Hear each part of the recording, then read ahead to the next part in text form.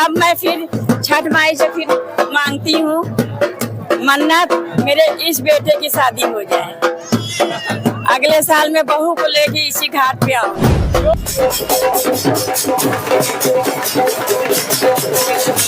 जो मन्नत मांगो माता छठ माई पूरा करती हैं, इसमें विश्वास भी है, बहुत विश्वास हम लोगों को।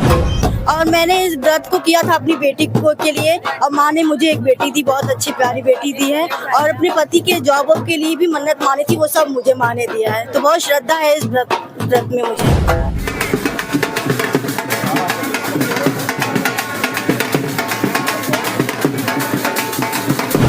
तो आप देख रहे हैं छठ पूजा का तीसरा दिन। आज लोग डूबते हुए शुरू कर दे रहे हैं और यहाँ पर आप जिधर भी नजर दौड़ाएंगे, जिधर भी आपकी नजर जाएगी, चारों तरफ लोग पूजा पाठ करते हुए आपको दिख जाएंगे।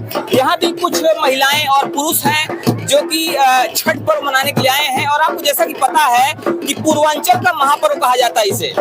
वैसे तो सूर्य उपासना की जो बात है बहुत पुराने समय से है, सूर्य की उपासना बहुत पुराने समय से की जाती है, लेकिन एकमात्र ऐसा व्रत है जिसमें डूबते हुए शुरू कर दिया जाता है।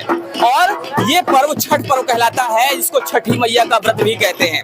आज आप लोग यहाँ पर डूबते हुए शुरू कर देने के लिए आए हैं, क्या कहेंगे इस पर्व को लेकर, उसकी महत्ता को लेकर?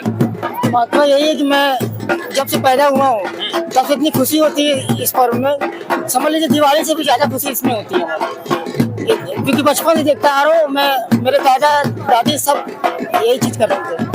तो दिवाली से ज्यादा खुशी इस पर्व में होती है। आपको बता दें कि ये पर्व पूर्वी उत्तर प्रदेश, बिहार, झारखंड और पश्चिम बंगाल मनाया जाता है।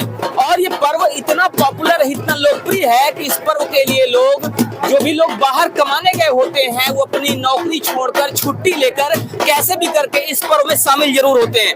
आपका क्या कहना है इस पर्व को लेकर? क्योंकि ये पर्व बहुत महत्व रखता है अगर देखा जाए पूर्वी उत्तर प्रदेश में, बिहार में, पश्चिम बंगाल में। तो क्या कहेंगे आप इस पे? ये मेरी बहू है। हमने आज 45-46 साल से ये व्रत उठाया है। बहुत ही अच्छा, बहुत सुंदर। जो मन्नत मांगो माता छठ माई पूरा करती हैं, इसमें विश्वास भी है, बहुत विश्वास हम लोगों को। तो जो मन्नत मांगो छठ माई पूरा करती हैं, और इसीलिए इस व्रत का विशेष महत्व है। कोई ऐसी मन्नत जो भी पूरी हुई हो आपकी, और जिसको लेकर आपका विश्वास और बढ़ गया हो इस व्रत में? जी हाँ, देखिए मेरी बेटी की शादी के लिए मैंने माना, मन्नत पूरी हो गई।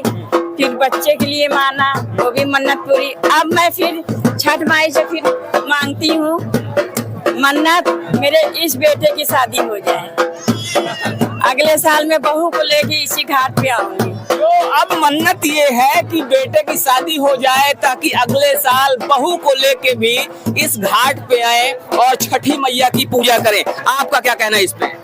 ये बहुत बड़ा महत्व है इस पूजा का। बहुत दिल से खुशी होती है कि हम इस पर्व को मनाते हैं, बहुत ज्यादा खुशी होती है। और मैंने इस व्रत को किया था अपनी बेटी को के लिए, और माँ ने मुझे एक बेटी दी, बहुत अच्छी प्यारी बेटी दी है। और अपने पति के जॉब के लिए भी मन्नत मानी थी, वो सब मुझे माँ ने दिया है। तो बहुत श्रद्धा है इस व्रत में मुझे। तो जो भी मन्नतें मांगी जाती हैं वो पूरी होती हैं, और यही वजह है कि इस व्रत को लेकर, इस पर्व को लेकर लोगों की बहुत श्रद्धा है, ये कहा जाए अपार श्रद्धा है।